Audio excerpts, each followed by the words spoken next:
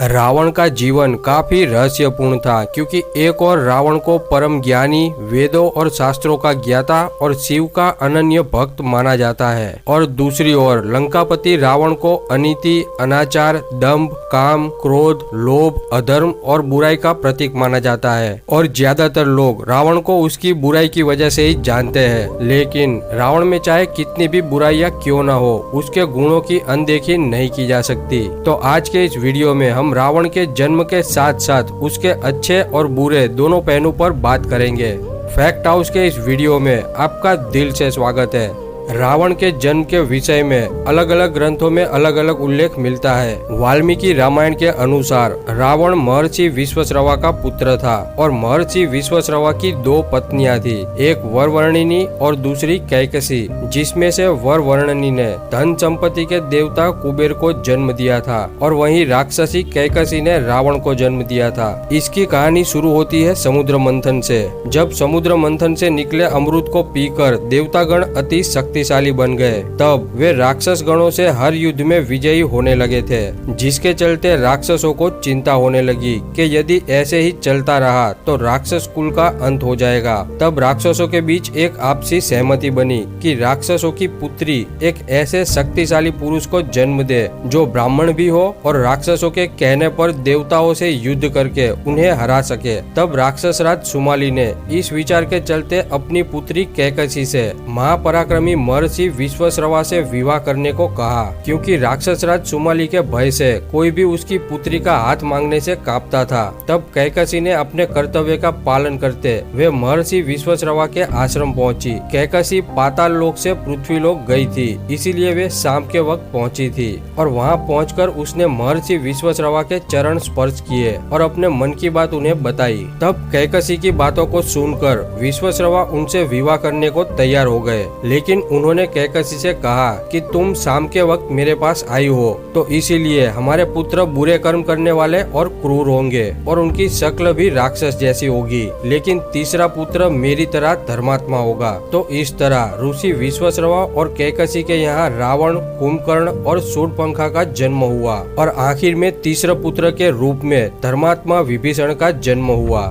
तुलसीदास जी की रामचरित मानस के अनुसार रावण का जन्म एक श्राप की वजह से हुआ था। उस कथा के अनुसार जब भगवान विष्णु के दर्शन हेतु सनक, सनंदन और दूसरे ऋषि वैकुंठ पधारे थे, तब वहाँ के द्वारपाल जय और विजय ने उन्हें प्रवेश देने से इनकार कर दिया। तब ऋषिगण अप्रसन्न हो गए और क्रोधित होकर जय और विजय को श्राप दिया कि तुम राक्षस बन जाओगे। तब जय विजय ने क्षमा मांगी, और भगवान विष्णु ने ऋषियों से जय विजय को क्षमा करने को कहा। तब ऋषियों ने भगवान विष्णु के कहने पर अपने श्राप के प्रभाव को कम कर दिया और कहा कि 3 जन्मों तक तो तुम्हें राक्षस योनि में रहना ही पड़ेगा, और उसके बाद तुम फिर से इस पद पर प्रतिष्ठित हो जाओगे। और ये भी कहा कि तीनों जन्मों में भगवान विष्णु के अलग अलग अवतार स्वरूप के हाथों ही तुम्हारा मरना अनिवार्य होगा। तो इस श्राप के बाद जय और विजय ने अपने पहले जन्म में हिरण्यकश्यप और हिरण्याक्ष राक्षस के रूप में जन्म लिया था, जिसमें भगवान विष्णु ने वारा अवतार लेकर हिरण्याक्ष का वध किया था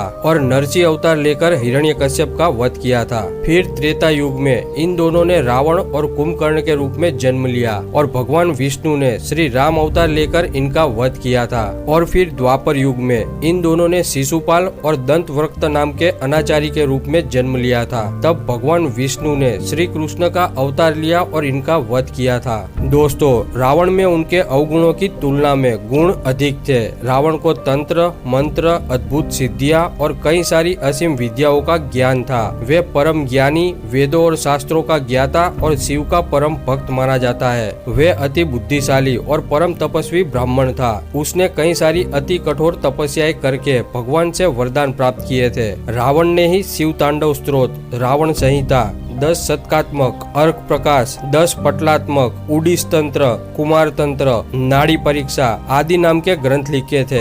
ये भी कहा जाता है कि रावण ने ही अरुण संहिता, अंक प्रकाश, इंद्रजाल, प्राकृत कामधेनु, प्राकृत लंकेश्वर और रावणियम आदि पुस्तकों की भी रचना की थी।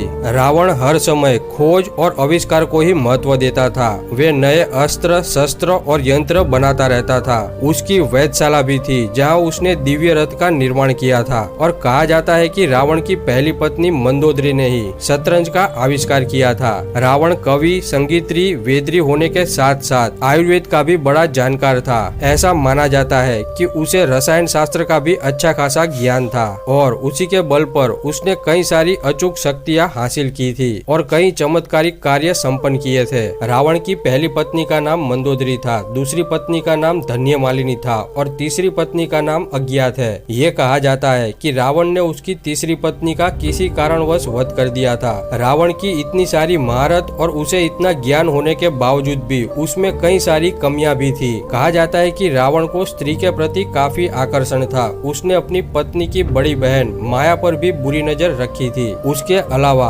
रावण ने विष्णु भक्त तपस्विनी वेदवती की तपस्या को भी भंग करने का प्रयास किया था, जिसके चलते वेदवती ने अपना देह त्याग कर दिया था और रावण को श्राप दिया था कि एक स्त्री के कारण ही तेरी मृत्यु होगी। वाल्मीकि रामायण के अनुसार उसने अपने बड़े भाई कुबेर के पुत्र नल कुबेर के लिए आरक्षित अप्सरा रंभा को भी कामातुर होकर पकड़ लिया था और उससे दुराचार किया था। तब नल कुबेर ने भी रावण को श्राप दिया था कि किसी स्त्री की इच्छा के बिना अगर रावण उसे स्पर्श करेगा तो उसके मस्तक के 100 टुकड़े हो जाएंगे। इन्हीं सब श्रापों की वजह से और उसकी अपार शक्ति और ज्ञान के घमंड में आकर उसकी बुद्धि भ्रष्ट होने लगी थी और वे अति क्रूर, दुराचारी, अहंकारी, कपटी और हिंसक क्रोधी बन गया था। उसने सभी ग्रहों के देवों को भी बंधक बना लिया था और फिर उसके पापों और अत्याचारों का अंत करने की क्षमता किसी भी मनुष्य, ऋषि या किसी भी देवता में नहीं थी। लेकिन केवल प्रभु श्री राम भक्त हनुमान जी ही रावण को मारने में सक्षम थे,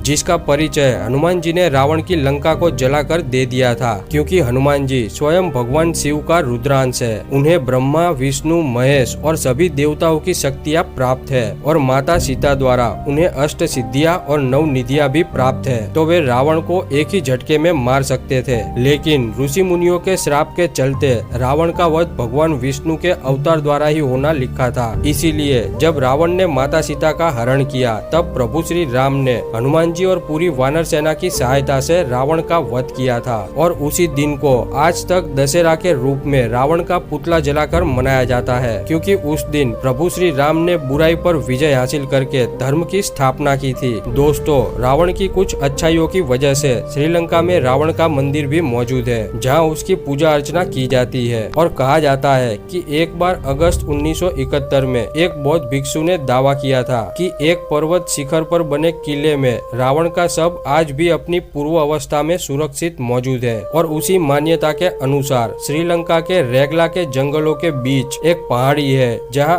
8000 फीट की ऊंचाई पर रावण की गुफा है और दावा किया जाता है कि उसी गुफा में आज भी रावण का शव 18 फीट लंबे ताबूत में सुरक्षित रखा हुआ है। तो दोस्तों, अगर आपको ये जानकारी अच्छी लगी हो तो वीडियो को लाइक करें, ज्यादा से ज्यादा शेयर करें और चैनल को सब्सक्राइब करके बेल आइकन जरूर दबाएं। तो मिलते हैं अगली वीडियो में। हर हर महादेव।